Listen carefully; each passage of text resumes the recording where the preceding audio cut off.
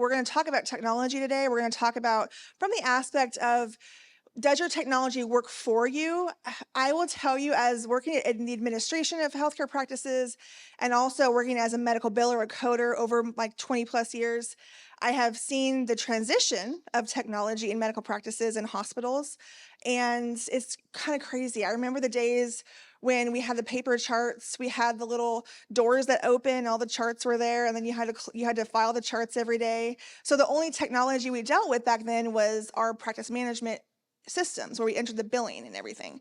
So the charts were all paper, the faxes would come in, and we would basically have to chart or put everything where it goes, right? If you don't put the x-ray report in the spot the doctor likes it, or the lab, they're going to be able to find the data they need, and they can't really efficiently see their patient. So the same is true of our electronic medical records now.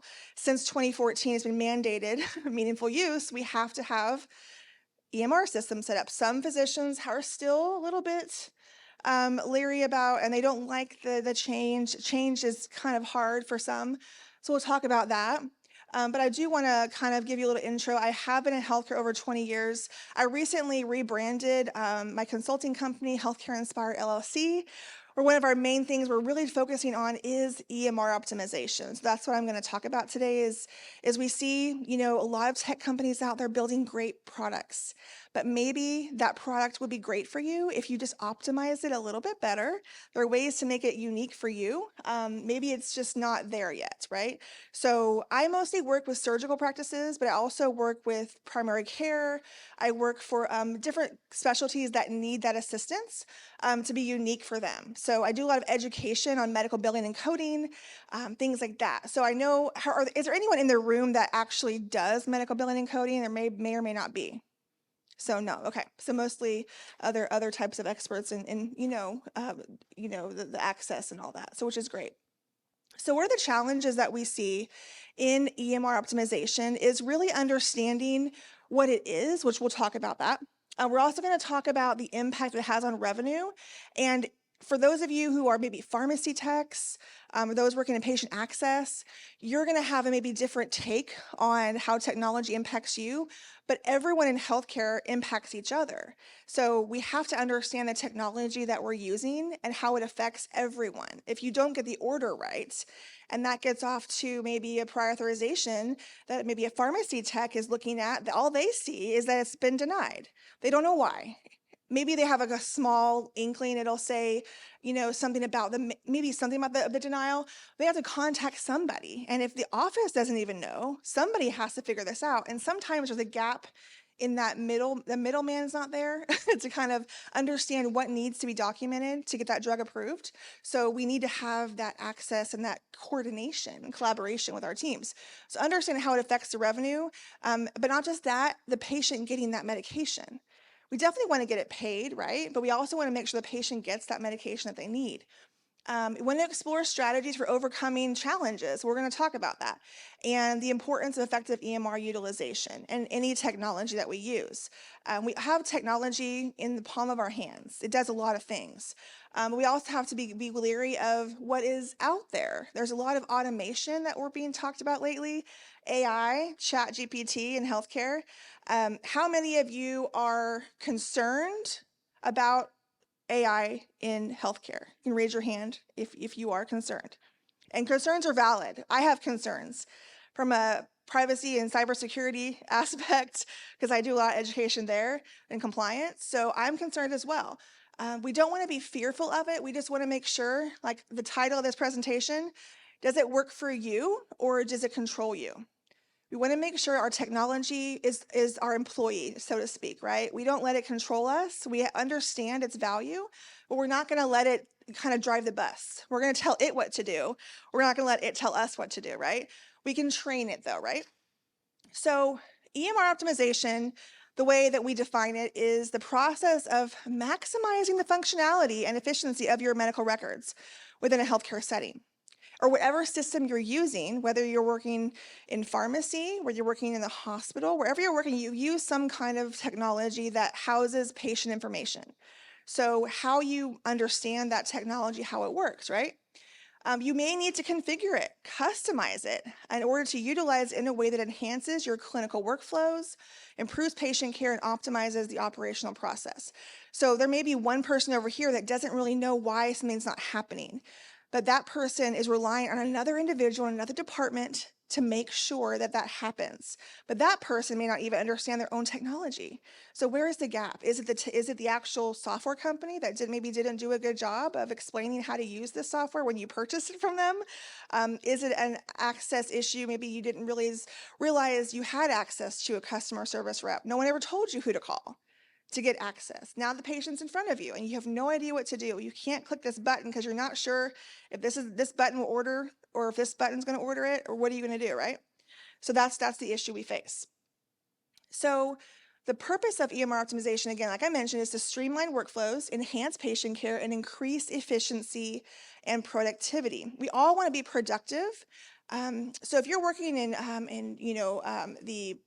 going to say pharmacy tech a lot because my friend Autumn here is pharmacy tech, and she's one of the reasons I came here because I want to help your departments, what you do, be effective. Now, how many here work in pharmacy, prior authorizations, those, okay, good. I want to kind of see my audience and what you guys need. So that is important to be productive. But a lot of times, like I said, you don't have the information you need, or the information you have may not be accurate. And you don't know that because somebody else is responsible for making sure it's accurate. So the benefits, of course, as we see, we're going to see improved clinical decision making. We're going to see the improvement of how physicians and care teams make decisions. So when they understand how their technology lets them get from point A to point B for the ultimate goal of that patient getting what they need, right? They're going to see how their EMR can help them do that. But maybe it's a situation where, and I've talked to physicians and I've actually helped physicians set up their EMRs. They would complain all the time. The clinical side of this system is not functioning properly. It takes me an hour to chart this. It's an hour of my time to chart this note, and I can't seem to get past this screen. Now, I don't know, have any of you heard of a super user with an EMR system? Have you heard that term, right? So a lot of EMR systems have super users, right? So these people, they're basically at your practice, they are at your facility, and they know that software inside and out. A lot of physicians and practice don't know this isn't even an option. And they're like, oh my goodness, can you wait a second? I got to call this company real quick. And the patient's sitting there like, oh, what's going on? But if you had a super user in the office, someone accessible, they could run right over, hopefully. And they would, of course, say, oh, do this, right? But in the long run, it's really about patient safety, because if you click the wrong button because you weren't trained, what can happen to that patient, the needs that they have on medication, allergies, the wrong button being clicked, right? Or not clicked at all. The next physician that sees them doesn't know they have an allergy to something. And then that combines with another medication that they, of course, are needing, and they didn't know about this allergy. That's a big problem clinically, right? So that's how understanding what buttons to click, what workflows to have will enhance patient safety. Better communication and collaboration. So like I mentioned earlier, the example of being a pharmacy tech, you only see the denial. You don't see why it's denied, but you have to call the office and they fix it, right? They say, we fixed it. But then they go back and they resubmit it, still says denied. I will tell you, one of the examples I always use, and because I'm based in coding and billing, I know that many insurance companies will not approve a medication if you have an unspecified diagnosis code, right? So if they have diabetes, E11.9 is on the order, that's unspecified diabetes, but your drug may require they have evidence of a complication. I also think of, some of the people we work with asthma and allergy, right? So there are some asthma drugs out there. You cannot get it approved unless it has a severity level attached to it. Maybe it's a drug that is complex and maybe it's expensive, right? It will cost a lot of money. So they're not going to just jump right to that drug. They want to see what else you can try first. But even then, that one may also have its own nuances and its own needs as far as diagnosis. So when you collaborate and understand, communicate that information to the parties that need it, then that, of course, increases that likelihood you're going to get it approved and quicker, right? increase revenue generation. Now, for the practice side, they need money so they can see their patients and can keep their doors open. So in order to do that, they need to understand how their EMR can do that for them. If they're wasting an hour of their time on charting, that's less time they have to see patients that really need them. And also, it's less time they have to get that chart signed. And then the billing teams, that's less time they have to bill that out. And then they, of course, have decreased their ability to get revenue in faster. So it does trickle down into everybody's role, really does. Regulatory compliance. Now, I know Miss Christine over here and Miss Sandy, my compliance ladies, understand compliance. So compliance is doing what's right, pretty much. That's what it is. We all want to do what's right. And when it comes down to it, unless the patient's paying for their drug, they're relying on an insurance company to pay for that.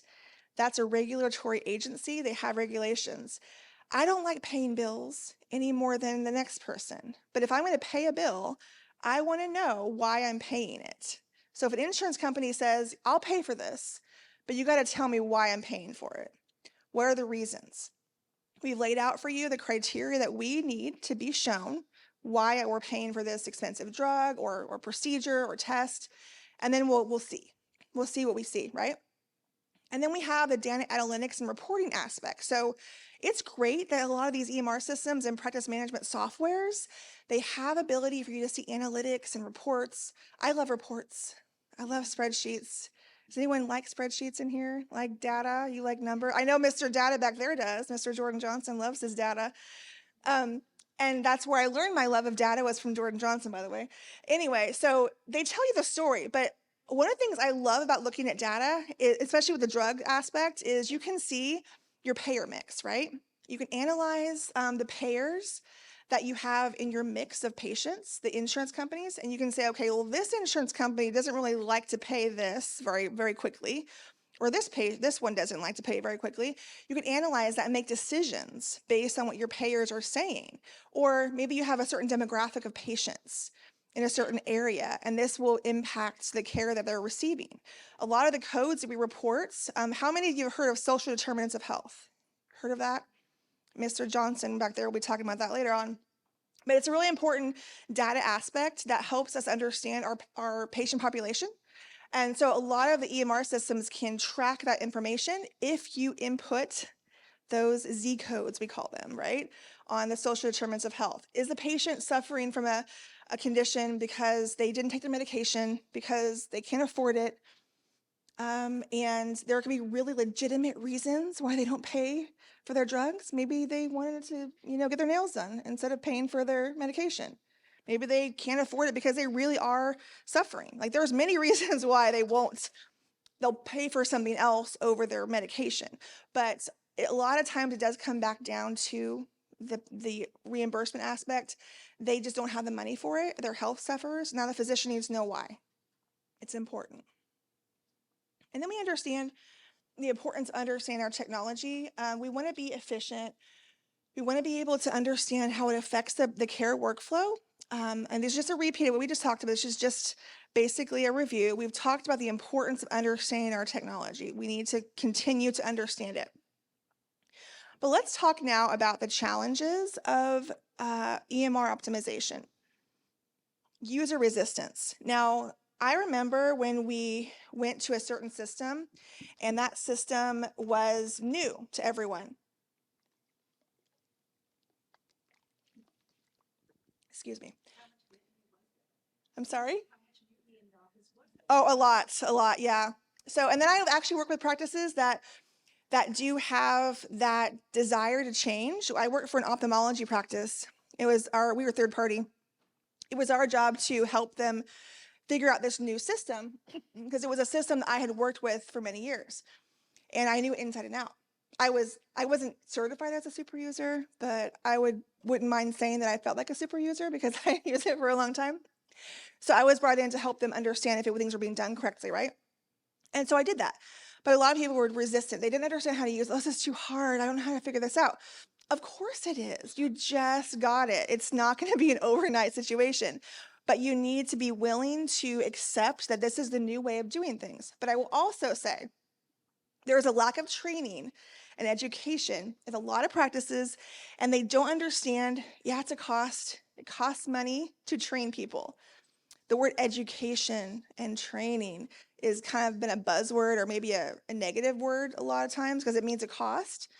But what I like to say is, you have a compliance department, or you should, if you're a medical practice and you take an insurance like Medicare as part of the Affordable Care Act, you're required to have a compliance program. Many don't realize that. And I've worked in offices, I walk in there, they have no compliance officer. No one running the show to say, this is right, this is wrong. Excuse me. And so that's important. It's maybe a department that you might think costs money, but would you not have a compliance department because it costs money? It may be a department that you just accept the loss because you know you have to have it. So education is important. We need to be trained. Things change every year in healthcare, as we know, constantly, every quarter, every month sometimes, right? Especially with telehealth. Changes constantly. And inadequate customization. This is where I come in. This is what I love to do. I love to go behind the scenes. I want to check to see what on that claim form behind the scenes is missing. We had a practice, they sent out 100 claims before we got to look at it. All of them came back because they had the physician's personal NPI number in the same spot as the group NPI number. They may not be a main something to some of us here, but for those that do billing and know that how claims have to go back and forth, right? There's something missing. So their data didn't match our data. They were looking for some piece to be true before they could actually accept that claim. It wasn't there. So that is a problem. So you have to make sure the people that are saying, take our software, we will set it up for you. Do they understand how to set it up? Unfortunately, there are some companies out there that do have what I like to call fake it till you make it, right? They say that this product will do everything that you want it to do, and they have the people that can take care of it, right? But when you get in there, things are missing, things aren't done. The processes you need aren't there. So you need to have adequate customization. You need to make sure it's customized to your needs. And I say your needs because one software is not created equal for everyone. I work in orthopedics a lot. Like I said, surgical practices, orthopedics, one of my number ones, gastroenterology, ophthalmology. I work in those a lot. And so I know my orthopedic surgeon, he's going to order hyaluronic acid injections for the knee. I know he's going to have a certain workflow whenever he goes in and orders that drug.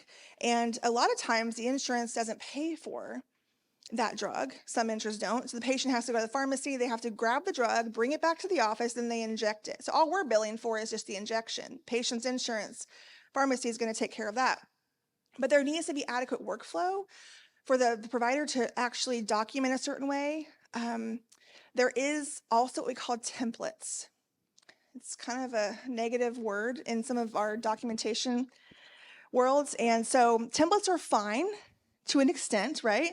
You know the same process occurs in most situations. Maybe you have to have a template, but we want to make sure that we're not relying on those templates to do our job for us. Like I said, don't let your technology own you. You make sure it works for you. So you customize it. You have a way to make sure that template is customizable. So yes, every time you do this procedure, every time you order this drug, you know these pieces have to be there, but there has to be something that's true for that patient over the next patient. It can't be the same exact information because that's, well, it may be true in some cases, but most of the time, the patient's going to have something unique about them that's going to be different than the next patient. And then there are interoperability issues. How many of us understand that different systems function differently? So Blue Cross Blue Shield will not have the same criteria as Medicare will and other insurances, right? And sometimes our systems don't talk to each other. So you have to be able to find a way to exchange data and information that everyone can access, right? Now, I know we've heard, they had some information out there. Medicare is trying, they're working on a way to make it more accessible for insurance companies to be more consistent with their policies. But we have to wait till when, Christine? Is it 2026? Till they say, yeah, 2026. It's not here yet. They're working on it though, right? So So there's policies that are being brought forward. They're trying, right? We're seeing improvement in those aspects, but it's not here yet. So until it is, we have to find a way to understand how to be effective with our technology until we have that proper process that's going to get us there. And like I said, we have user resistance. So what this does is it reduces the adoption rates. Now, you may feel your technology is great, it's working for you, you don't need to change. And one thing I've seen is some EMR systems have an integrated billing system, what we call practice management software, right? And those are integrated. But sometimes the billing system's great, we love it, but the physicians don't like the clinical part. There's one software in particular, I won't name names, but we've heard this from our physicians. They don't like the clinical part. They love the billing part because it's efficient. So sometimes you may have to integrate two different systems, right? Because your billing team is like, don't get rid of this part. I love it. But your physicians are like, I don't like it. So you may have to get another EMR system that your physicians like and make sure they integrate together. And that can be done in a lot of cases. We've used it before. Back when I was working at the hospital where I live as a production coder, we had a system where it was great. It was the doctors were in the hospital, they had a little app, and they just punched in the codes they wanted while they're in the hospital. They told us what what they wanted to do. It would go then to our billing system, but it would stop.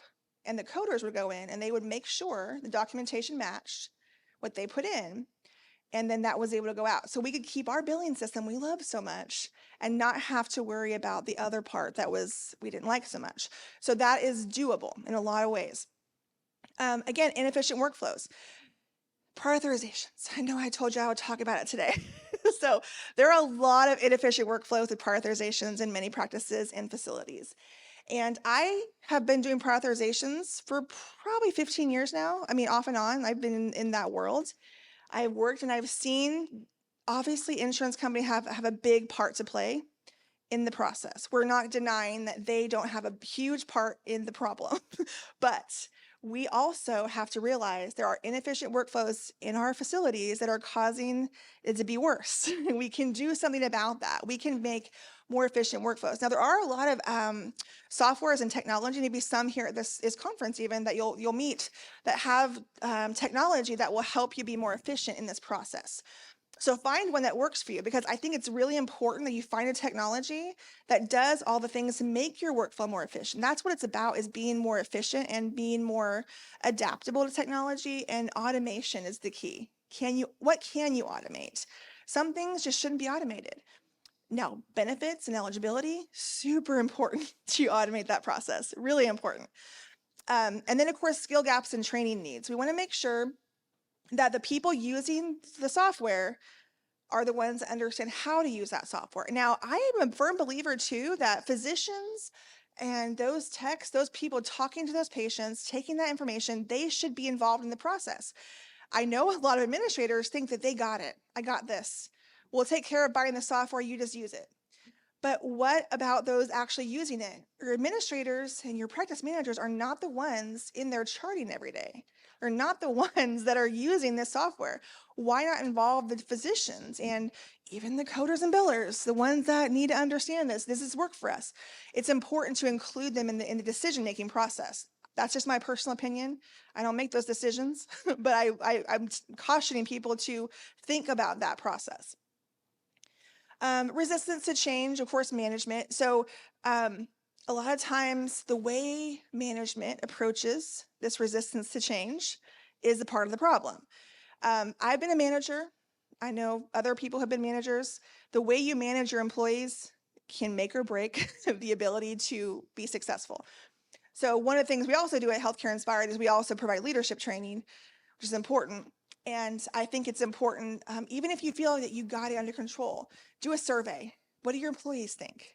You don't have to they don't have to tell who they are. Just put a survey out, an anonymous poll. How did your staff feel about their management? Our hospital did it all the time. Annually, we had a survey and it was anonymous, and everyone got to say, how do we feel about those leading us? Because they need training too.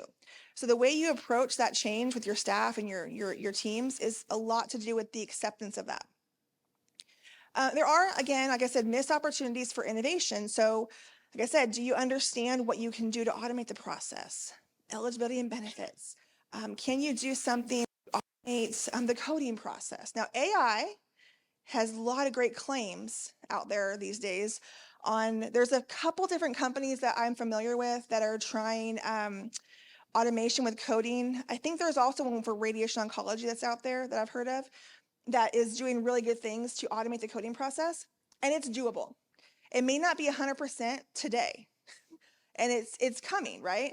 I have talked to other there's a couple other companies that really work with like hospitals, and there's one that works more with offices to help them create workflows. They don't take the place of the coders. I think that's what people want.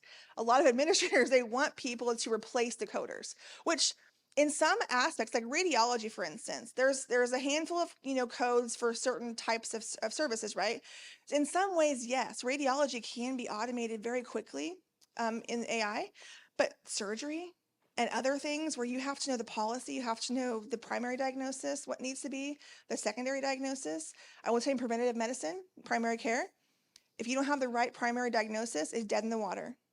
And some, like I work in podiatry, if you're doing routine foot care, so Medicare does not pay for it unless you have a certain condition like diabetes or a neurological, oh my goodness, neuropathy is the word I'm looking for. And that has to be documented. There's a secondary diagnosis. If it's missing off the claim, Medicare will not pay for it. That's an example of why we need to understand to train these technologies. Machine learning, which is what AI is. They're supposed to learn from what you tell it to do. So it's not going to just know. Like I use ChatGPT every day. I really do. I love it. I'm not going to deny it. How many of you use ChatGPT out there? Raise your hand. Don't be shy. Yes, it's great. It can do a lot of great things. And it's learned me over the last several months. It's learned my personality. It learns what I like. It learns what I put on LinkedIn, what I put on Twitter, and or it's now X, what it's called. I don't know what it's called now. I go on TikTok. It knows what, and I tell it, I want my persona to be like this on this platform, right? So it knows how to do that. It knows me now. But you have to train it. It's going to know you the more you use it. It's going to learn you. And that's the same thing it's going to do for your software. When it starts to become more popular, it can be done. It can be taught. Like I say, it can be taught. But we have to teach it. Don't let it teach you. That's my main thing. And then, like I said, user-centric approach. It's important to have your staff involved.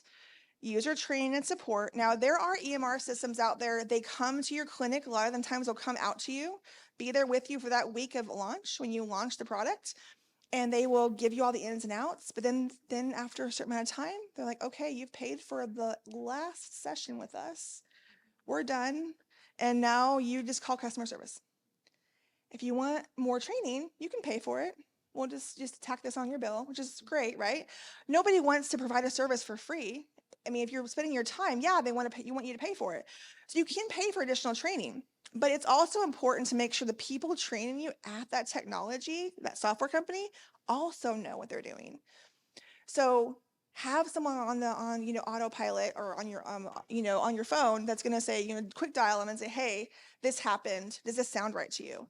I'm a consultant. Call me. I will help you. A lot of us, out there, you can call and say, hey, this doesn't look right. I think our EMR company messed this up. Can you look at this?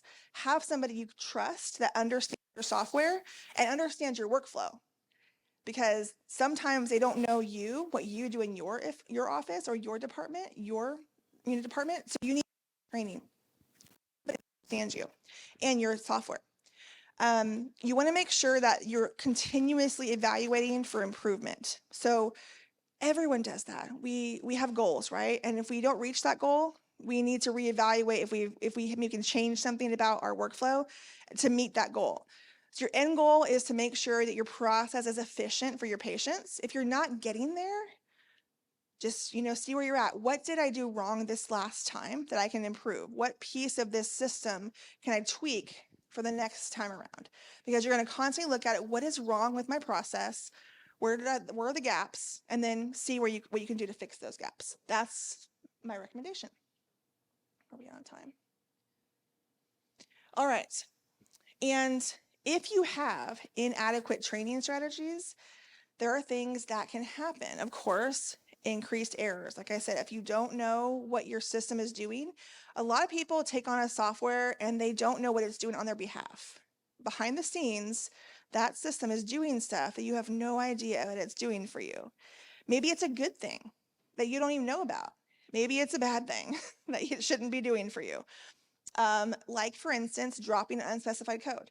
Now, when I look at some systems, there was one dermatology practice that uses a certain software I was made aware of one time, and there is a code that defaults every time for a certain condition and that you can't change it. So somebody needs to have a conversation with this product and say, hey, we can't change this. Something needs to be done on your side because we can't submit this to the insurance like this. It's going to deny, and we know it will because we know the policy. It says you cannot submit this code for this procedure or this condition or this service. So that's a problem. It creates errors. And again, inefficient workflows. I've seen systems where the physician picks a procedure or a diagnosis code to match an order for maybe a drug or whatever. It's unspecified. The first code that, of course, pops up is unspecified. They don't have time. They don't feel like they have time to jump down that list and click a bunch of boxes. They just pick the first one. If the first one's unspecified, it's not going to go anywhere or it's going to get denied. That is a problem. Data integrity issues. Now, I've heard the term revenue integrity. We actually have heard a lot about it these days. People are actually creating revenue integrity departments in their hospitals, which is a collaboration of different teams. It's a collaboration of IT. It's a collaboration of billing, coding, the physicians, the nurses. Everyone's coming together. Everyone that touches that patient data is coming together to figure out what they're doing and how they can improve their process so that the other departments can improve their process. This is why we're here at Healthcare Advocate Summit, because a lot of you are so integral to the healthcare process. And for many years, you have felt that you are not included in some of the processes that are being made, and you need to be part of the process. And that's why this conference is so great, because it integrates those of you that are so important to this process. So think about how you can be part of the solution. There's a lot of information out there. We've talked about communication and collaboration. We've talked about comprehensive training programs, ongoing support and education, all of these things, and the super user networks, all of these things, by doing this, we can prevent inadequate training strategies that people have. So we want to make sure we're looking at the inadequacies that we see. How can we take what we learned today and improve our processes? The keys to optimization. So we know we've talked about training, tailoring to your workflow. It's efficient and time saving. For instance, on the billing side, if we just decide, okay, like I don't have time to really think about this, I'm just going to submit this today, I'll catch it on the back end. It takes average $25 per claim to rework it once it's come back. 30 to 45 days it takes for a claim to get to the insurance and processed. It comes back, right? You fix it. Another 30 to 45 days. Now you're up to almost over 90 days, right? Up to 90 days that you've waited for payment when all you had to do was spend 5 extra minutes, maybe 10, on that one claim, and it's out the door correctly. That's all it takes. I've had managers that have told me it's month end, get it out the door, hurry, get it done. I worked overtime and I'm tired and it's stressful. I have like 10 claims. I just need to hold them because I need information. No, get it out the door right now. You have until midnight, get it done. And I'm okay, sure, it's going out the way the physician put it in then. I'm not checking it, I don't have time. So it's out the door, right? And we'll catch it later. I'm working extra hard. I'm working so many more hours to get that fixed when all I had to do was just hold those 10 claims. I've got 100 maybe claims are going out right. 10 I'm holding because I need the physician to look at something. He didn't put the laterality or he didn't do something right. I have to fix it because I know if that's not fixed, that order is going to go out with the wrong code, and that's going to affect a real patient. Mm-hmm. And once it gets denied, then it's a whole different ballgame. Yeah. Exactly. And in oncology, how many of you work in oncology? I'm just curious. There's some, okay, good. I worked in there briefly over the last year or two, and I really loved it. I really love working in oncology because I saw a lot of the problems that are unique to oncology. And these are life-changing circumstances. So when you work closely with an oncology practice, you'll see, sometime when you walk in there, you see real patients, real people.